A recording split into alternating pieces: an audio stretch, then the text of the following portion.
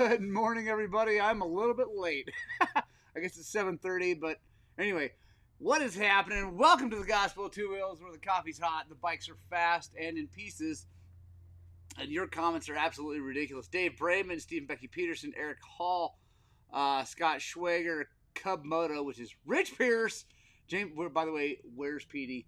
Jameson Nygaard. It is great to see you guys all here. Yeah, it's awesome. Let's start this off by saying if you're watching, you're enjoying, back out of the chat, thumbs up, and then come on back into the chat. Eric Hall, I hear you, man. Sorry about the crash. Did you have to have surgery, or are you just dealing with it? Eric crashed and broke his collarbone at the Dunes race last weekend. 5280 James, what's going down? Bottom Mile Adventures, James Burr, what's up? It is great to see you guys. Yeah, just had another awesome race. Roger Hurd, what's going on? Andy Delaney, Tony Andrews, what's going on? Yeah, had another awesome race over in Farmington, New Mexico. Hey, there's my dad, Weeby Racing, what's up? Great course, Weeby. Yeah, we had a great race in Farmington. Tons of fun, lots of sand, deep sand, soft sand, big whoops. They got my son Thomas too.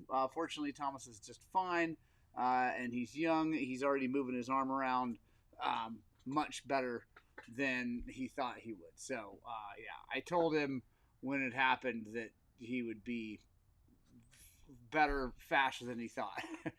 He AC separated his shoulder, so fortunately, it wasn't horrible. It hurt a lot. Obviously, he had to stop, but it wasn't like a big, nasty tear. So he will be back at it in Natarita very, very soon. So, yeah, it was an awesome race. Ended up third in 40A. Really happy about that. Bike worked amazing. Super happy to be back on the KTM more now. The Beta is a fine motorcycle, but I just like the KTM way better. It's crazy how fast it is. Yeah, it just feels good. The TSP tune, guys, I haven't really talked about it that much since I changed it. I changed that to the MX tune, and it is just gnarly. Eric, good deal, no surgery, good to hear. By the way, my parents are here, Suzanne and Scott Spradling. Make sure you say hi to them. My mom will come and punch you in the face if you don't. Scott Schwager installing Talon Front while listening. Talon Rear is awesome out here. Yeah, Talon Front's good too. I thoroughly enjoyed the Talon Front. It's a good tire. Roll Delinquent, what's going on? How's everybody's coffee this morning? Mine tastes amazing. If I haven't mentioned it before, I get my coffee from Old Bisbee Roasters in Bisbee, Arizona. No, there is no affiliation there. I don't make any money. I give them money, but they are the best beans I have ever had. So, and I've not had beans from everywhere, but I've had a lot of beans, and they're good. TJ Karen, what's happening, man? Good to see you out there, dude. Super fun. Someday you're going to come ride with me in Montrose. It will be fun. You finished better in 48 than 40B. Yeah, but Roger Hurd, but it was a completely different kind of racing. Super different kind of racing. There we go. I'm going to lock this thing in. There we go. So, yeah, Justin McCauley, what's happening? So, yeah, it was way more my style, although the deep sand is not my style. I just, yeah, felt good. First year in Hare Scrambles racing, wrapped up 40C championship. Nice. Awesome, dude. Good job, Cycle Farm. Way to go. Okay, sorry. I just got an email. We are rewrapping the van, guys, and I've got a bunch of guys helping sponsor that. If anybody out there wants to help sponsor the van wrap, if you have a business, I don't want like just a person to give me money, but if you have a business and you want some exposure, that van goes all over the place. Spends a lot of time at races, a lot of time at trailheads, things like that. So let me know. You can email me. Brady Metter is back. What is up, Brady Metter? How are you, my man? We have not talked to him on this show for quite a while. My mom says I'm full of beans. C. Abbott, what is happening? Ryan Nelson heading to ride Sedona. How is Sedona?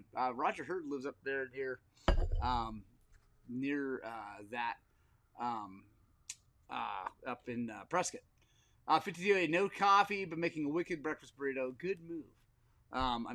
Not good move on the coffee, but good move on the breakfast burrito. Yeah, so yeah, Farmington race was awesome. I have to get with MJ. He's the one he owns Weeby Racing, and he's the one that runs their YouTube channel here. He's talking to us. I got to get with him and get some pictures of the bike that we helped build.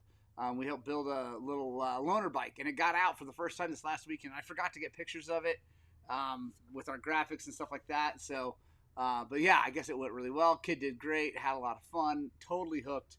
I think they're going to buy a bike now, which is awesome. So yeah, super stoked. Sedona, yeah. So Ryan Nelson says Sedona's awesome. I'm sure it is. Oh, Roger Hurd moving back to Havasu next week. Right on. Let me know when you get there, Roger. I probably won't come in the summer, but I will absolutely come next winter and see you. I don't really want to go to Havasu in the summer.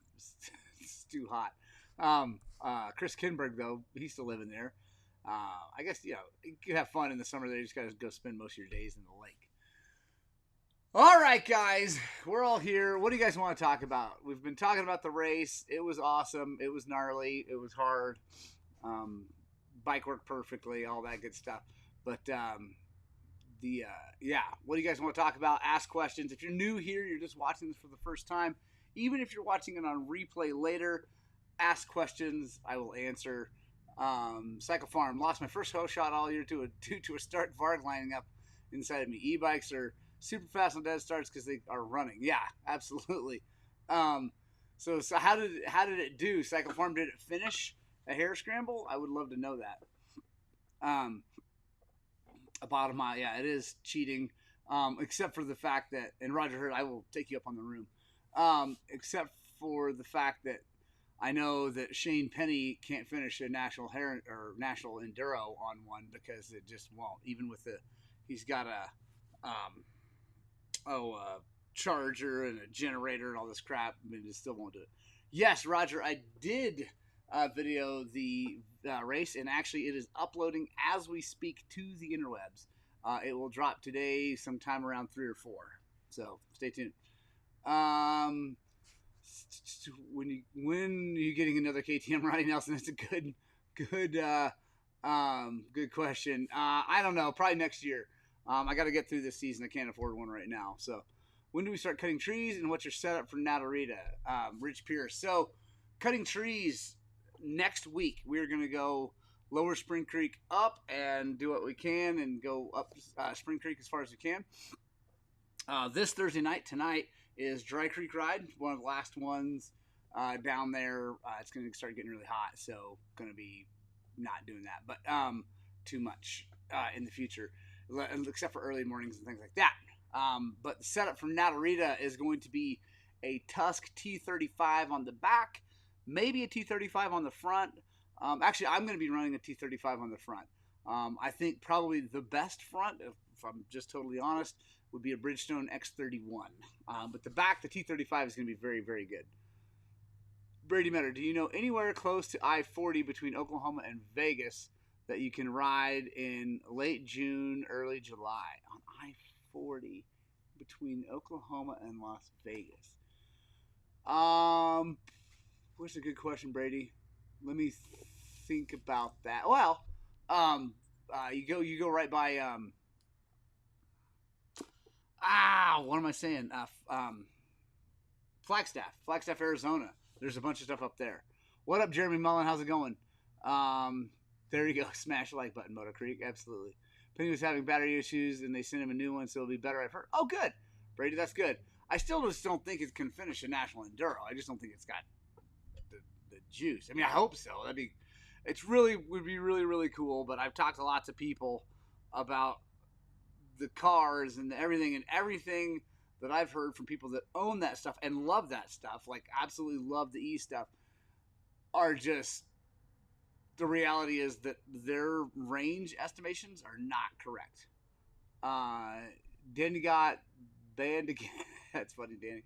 what do I race? What do you mean? What bike or what class or whatever? Bike is, I race a 23 300XC KTM and a 24 Beta 300RR race. And I race hare scrambles, and I have raced now 2 hard enduros. I finished one, which is cool. A cycle farm, no toil is bad. I don't like it. Period. Oh, what class? I race 40A in hare scrambles and desert stuff, and enduros. I race 40B in hard enduro because it's a completely different thing. Cycle farm said he passed him after we started. I don't remember seeing him again. Everybody says he's riding for Biden. That's awesome. Tennessee Rider here, new subscriber. Love your content. Thank you, Brandon Slager. I appreciate that. Tennessee is a beautiful, beautiful state. Some of the single track we'll be riding is between Flagstaff. Okay, there you go. Actually drive an electric big rig, 18-wheeler, and we were limited to local trips only. All right, cycle farm, yeah. So, I mean, like I said, I really have zero, like, animosity towards the whole EV situation. I think it's really cool in a lot of ways. I think that what they are touting is just dead wrong. Like, they should just talk about the performance and all that. Don't talk about saving the earth or its distance or all that stuff. That's all BS. So, but tell me about how fast it is, because that is true. They're crazy. Why don't I like no toil? The reason I don't like no toil, B4TO3, anyway, that guy, is that if you oil a filter with no toil, do a really good job, and then put it in the bike, and then you wait like a week or two to ride, the no toil will like dry up, and I've seen it run down and let dirt through. If you oil it, get it really good right before a ride, it seems to work just fine and have no problems, but I've seen it let all kinds of stuff through, so I don't like it. Let's see, worst part of e-stuff isn't the range, it's the sound. They don't sound cool, and vanity aside, many of us start in the sport because it's cool, it sounds awesome. About a mile for sure. Yeah, so the sound of the e-things is, I don't know, I mean, I don't really mind the, it's kind of neat, it's like futuristic Star Warsy, but it's definitely not as cool as a whole bunch of 4-strokes wide open or a whole bunch of 2-strokes wide open. Also, can you imagine like the letdown of a gate drop at Supercross if it's all e-bikes? It would be so boring to hear that. Like, all you'd hear is the gate go click, and then it would it would not be as exciting. That's all there is to it. I will argue that point forever. I mean, it'd still be fast, still be crazy racing and all that stuff, but yeah. Calvin Jones, Punk Rock Club, what's happening? Cycle Farm. We have tons of torque. I'll upload a video. Yeah, I'd like to see that. Honestly, those big rigs are crazy. Chris Hofius. Good morning, everyone. Nicholas Sill is starting to peel on the KX65 cylinder. Send out to Millennium for repair. New OEM or new Athena cylinder. Buy a new Athena cylinder, Chris. Or the new OEM because it's brand new and it'd be great. Do I have a chain lube preference? Not really. Just some chain lube. I'm a chain lube guy. That, there's a whole group of humans out there that like don't lube their chain anyway. Even though they run O-ring chains, I think that's silly. But I personally like the Z-Max chain lube. Z-Max is the company. It's super cheap. It's like $7.99 a can versus like $14, $15, $16 of all the other guys, and it lasts just as long. It doesn't fling off. It's clear. It's really good. So Z-Max, and I have no affiliation there at all unless you buy one from me here. I make money if you walk into the store and buy one, but I don't make money if you buy Z-Max online. I just really like it. Now, I think that probably Tusk is coming out with a chain lube. They came out with the contact cleaner. Boom. All this stuff. Whoa, there we go. Polish and clear coat or gloss coat. So I'm guessing that chain lube is on the way, and I'm sure we will definitely be trying it and all that. I'm sure it's going to be good because, quick, Roger heard, my lips are tired from making moto sounds when I ride an e-bike. So good. Sean O'Donnell, thank you. We will have a good day. You also have a good day. Dirt Bike Rider Levi, what's happening, man? Let's see. Zach Farkash. Really sucks that Highway 50 is shut down right now because I got to go all the way around 70 to get to Montrose now. Dude, Zach, no kidding. Holy crap. If you guys don't know, Highway 50, the way between Gunnison and here is closed. And it's closed in a place that the normal go around doesn't work. There's a crack in a bridge, and they're being safe. They got to be safe. They can't like let someone die on that bridge. So I get it, but holy crap. Gear oil, best cheapest chain lube. Yeah, I don't know. I mean, I'm sure it's fine, but how do you get it on there without dripping all over the place? Best way to clean plastics before you put on graphics. Danny, for me, I use brake cleaner. So first of all, pressure wash. Then I use brake cleaner to get all the oils and stuff off of it, and a brand new blue paper towel, like to get it dry and get it all off, and that makes it nice and dry, gets all the oil off. And then I use very lightly soapy water, so not a lot of soap, but mostly water to put it on there so you can still move it around. Big Chuck, you plan on racing in OK Arkansas this year? I don't know. I want to race in Oklahoma. Got to figure it out. There's plans about going back to Baja, and if that happens, the Oklahoma thing might not happen. I don't know. 5280, I agree. Let's see. Can I use your link for OEM parts at Rocky Mountain? But couldn't. Yeah, you can. Yeah, just use the link in the description. That just gets you to Rocky Mountain, and then you just go to the OEM thing. Yeah, it works just fine. Absolutely. We sell lots and lots of OEM parts through that link. Let's see. I'm going to be trying the T35 with tubeless this year. Have you tried that combo? Was it good? So Weekend Warrior Off-Road. Here's the thing. So I cannot really talk about the thing I'm running in the rear of my Beta. It is a version of tubeless that is not what exists now. And I ran it with the T35, and it is very, very good. But the current tubeless thing, I don't like it for racing, especially not racing, just for trail riding. Big deal. If you fails, racing, no way. I run foam in my tires for racing. Like I just got done racing in Farmington and had moose balls front and rear. When I raced the Hard Enduro, I had moose balls front, and then the rear had this special thing, so it was tubeless with some air in it. But then I had one of those Tax Pro mooses that's like shaped like this in there as like a insurance, and was happy I did. M5B paired with plushy moose thoughts, and do I need a second rim lock? Just bought a 24 Pro. Brandon, so yes, you do. I would do 2 rim locks if you're going with the plushy moose, trying to get that really soft feeling, because to get that really soft squishiness,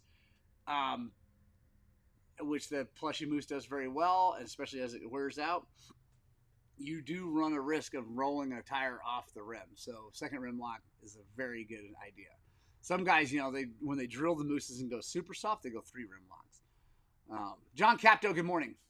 So, yeah, Weekend Warrior.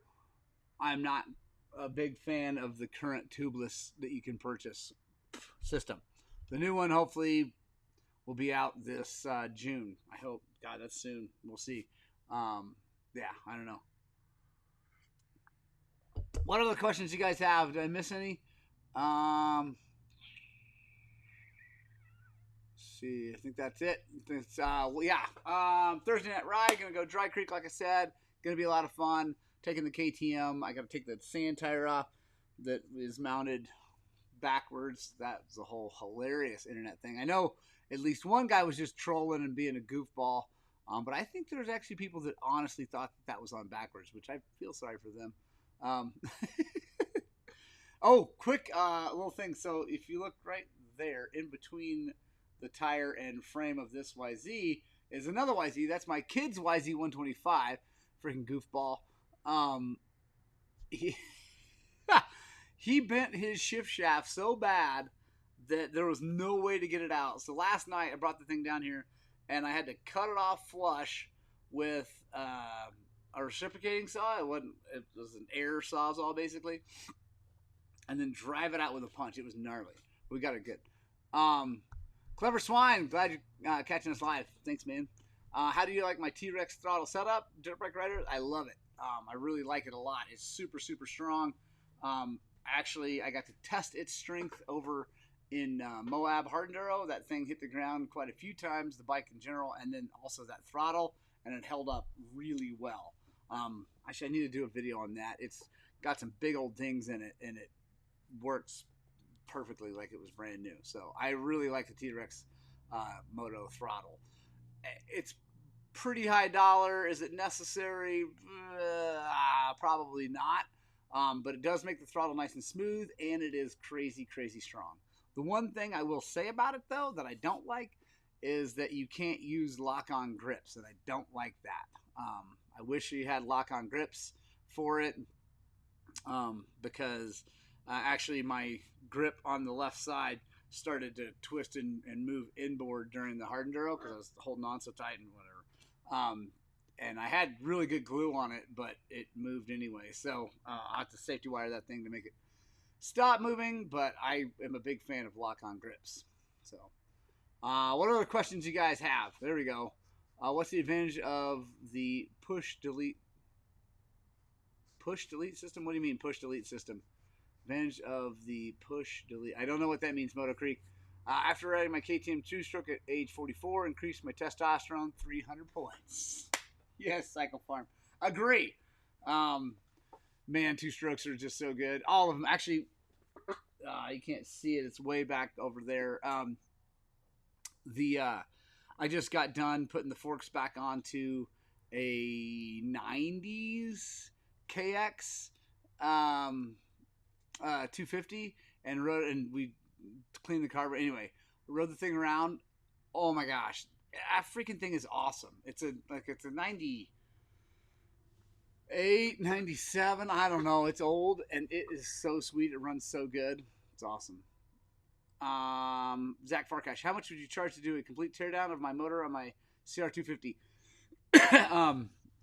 Fully rebuild that motor is going to be it's like 8 hours labor, so $800 plus whatever parts we got to replace. So, and Moto Creek, sorry, push pull cables. Oh, there we go. Sorry, what are the advantage? So the advantage to the push pull cable is that you can force it close. If something sticks, you can roll that thing forward and it will force the throttle closed. Whereas like just a single cable with the spring pushing it back down, if something hangs up, you can't manually force it back close so the thing can run away. The downside is that it's a little more complicated. You got that going on. But there's not really a lot of downsides to push-pull cables. Actually, one of the other upsides is a lot of times you can take the push cable, like if you break the pull cable, you can take the push cable and put it on, swap it over and then use that as the thing. Because there's still a spring on a push-pull style throttle, like throttle body, whether it be a throttle body or a carburetor with a blade. So there's still a spring. So if you break the pull cable, it's basically redundancy, which is kind of nice. And it seems like all fuel injected bikes have a blade instead of a slide. Because the other thing about a slide is not only is there a spring holding it down, there's the weight of the slide that wants to fall down. So that's what, the safety mechanism of rolling off, it wants to go down and close. With a blade, it doesn't want to do that unless there's a spring, which there is, wound around the thing and trying to close it. Yeah, anyway, so that's that. Yeah, let's see. You bet, Zach. Absolutely. Been running tubeless forever and zero problems. Also, Midwest Ninja short break pleasure, Jim Dugan. Right on, dude. I'm glad. I've tried tubeless and I've had nothing but problems. What's your favorite suspension bearing grease? Josh Hartlerode. Great question because I just used some last night. I don't think he has it available right now yet. I don't know. I hope.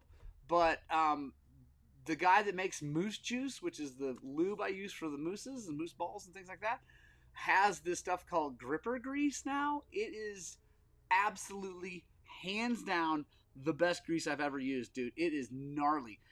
The one problem with it is it's really hard to work with because it sticks to freaking everything. So you got to be like deliberate about getting it out, wipe your finger out, whatever. But that stuff is amazing. He is a petrochemical guy. Like he works for some big company.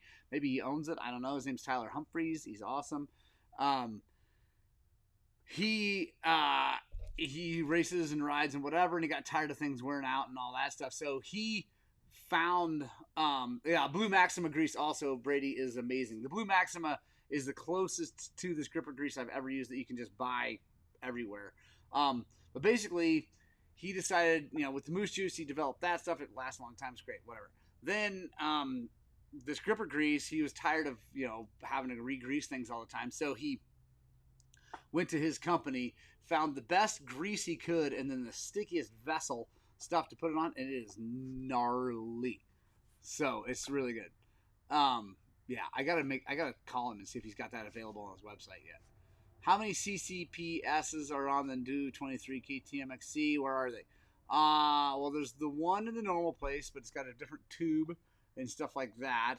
And then I don't know if it wouldn't be a crankcase pressure sensor. It'd be an atmospheric pressure sensor, Bradley. I know what you mean. There is another one up underneath the left-hand number plate way up high. I don't know. There might only be the two, or maybe there's only one. Jim Nash. Tiny-legged Jim Nash. Boot question. How are your SG22s holding up compared to the SG12s? Very, very, very, very well. The soles are definitely getting worn because of those sharp pegs that I run. Not nearly as fast as I thought they were going to get worn, but they are getting worn. My good buddy Jay Peterson is bringing me a set of Alpenstar SG Tech 7s to wear in the intermediate time while I send those SG22s out to get resold, because I love the SG22s. I really, really, really like those boots a lot. So I've never been more comfortable in a pair of boots. What else? By the way, Jim Nash, how are you, man? I'd love to see you again and go ride. And again, I have to echo Brady's Blue Maxima grease. That stuff is amazing. That's what I use, either the Blue Maxima, or I have for lighter weight stuff, I use the Motor X kind of. It's like almost like a neon green stuff. It works really good too, but it's not as sticky as the Blue Maxima, so it's not as good for suspension stuff. Well, it's just as good. It just doesn't last if you pressure wash the bike. So, I need to replace my head stock bearings and the rest of the bearings on my 21 XCFW. Any certain brands you recommend? Honestly, dude, get OEM. Just get OEM. They last so much longer than any of the others. So, who do I use to resole my boots? MX Boot Repair. That guy is awesome. Awesome. Brandon Slater, any thoughts on Moose Balls versus Nitro Moose plushie durability? I like the Moose Balls way, way, way better for durability. As far as a super soft feel, the Moose Balls don't do it. Like they just don't. Now you can drill them like I did, and that works really good, but it's a lot of work. All that stuff. But the Moose Balls in general, you cannot leave out enough Moose Balls to make it super, super soft, because then the Moose Balls move and leave a void. That is a complete misconception. Honestly, I think it's a little bit of a mismarketing on their part. They talk about how it's tunable and all this stuff, and yes, you can leave one out here, jam another one in and stiffen it up and things like that, but I look at it more as you kind of have a baseline softness that I really like, especially for faster stuff, not for hard enduro. They're not soft enough for a hard enduro. Period. Like, I've learned that now. I now know that. I've been in the hard enduro world. I still really suck at it. I haven't done that many of them, but I've experienced incredible traction and I've experienced not so great traction. And so Moose Balls, not the best for hard enduro. Period. As far as hare scrambles, trail riding, desert races, enduros, I think Moose Balls are the best, and by far. and the longevity is incredible. Why do Brembo brakes seem to squeak so much during hair scrambles? It's because I don't know why for sure, Cycle Farm, but Brembo brakes work really, really, really well. So they generate a lot of heat, and that heat makes them go, especially the back brakes in races. So, what's the big difference between SG12s and SG22s? I think the big difference is the foot, the whole like foot toe box area is way more roomy on the SG22s, and burly. I think it feels a lot more stiff and safe, like kicking rocks and things like that. It definitely feels safer. That's one big difference. And then the stability, I don't know. I don't know the science behind it, but they feel safer. But I think the huge difference is that toe box and foot area is just a lot more rigid and more open. So, done deal coming in from Gypsum. What's happening, man? Do you have any ideas on why OEM bearing would last longer than aftermarket? I assume they are made from the same materials. Dude named Eric. First of all, I doubt they're made from the same materials, and I doubt the tolerances are the same. So, how many hours would you recommend top end 23XC? I did mine at 100, the first one. I'm gonna wait till 150 on the next one. I'm at 2, so I did 100 on the first round. I'm currently at 204, 205, so I'll do 250 this next one. But 100 hours is super safe. 6'2", here, tall guys lower the pegs some. Should I consider doing that, or manufacturers tall riders? Or they manufacture tall riders in design? Moto Creek, a lot of tall guys run lower pegs. I run lower pegs, just like a little bit lower, for different reasons. But a lot of guys run it because it lowers the. So you can. There's two ways to go about it, right? You can either, because tall guys like you, if you have a really long inseam, so it's the height thing. It depends on where you're tall. Like, is your torso tall or are your legs tall? But if you have, what a lot of guys are trying to do is shorten the distance between sitting and standing. So here's your seat, here's your butt. Trying to shorten that so it takes less effort, right, to stand up and sit down, stand up, sit down. Stand up. If that's the less distance, it's easier. Also, when you sit and your feet are on the pegs, you're not, so your knees up in your ears kind of thing. So it's up to you on whether or not you're comfortable and all that good stuff. I know one guy, he was just here, he's like 5'9", but he's got like a 34-inch inseam. Like, his torso is this long. Funny. He's the opposite of Jim Nash. Jim Nash has a very long torso and tiny little legs. So he runs lower pegs on his. Also, it depends on kind of what you're doing. A lot of hard enduro guys run down and back pegs to help put more weight on the rear tire to get more traction going up the really nasty stuff. So my recommendation is, if you have a friend that has them, or if you can afford to try it and see how it feels. Because I did it and I really like the way it feels. And I'm only 5, like 10 and a half. Should I replace oil pump on 23 gas 300 when I do the top end 175 hours? Yes, done deal. Do it. Just do it. How often do you repack my Spanish Fly spark arrestor?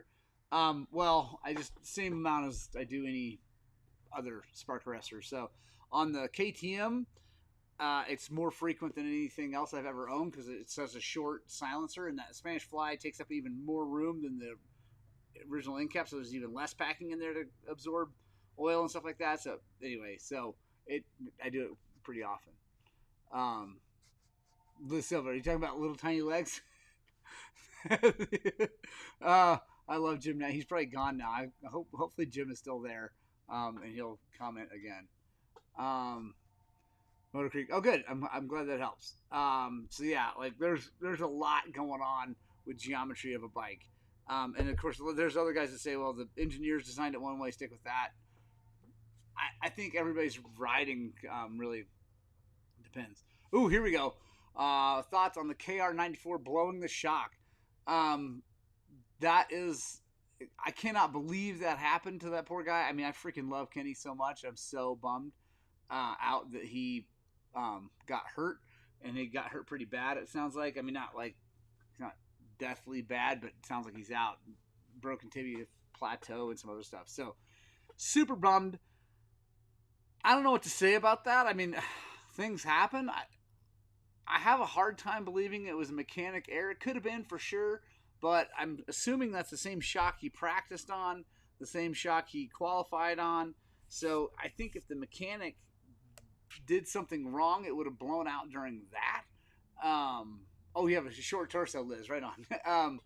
It looks like your arms are coming out from your waist. Sorry.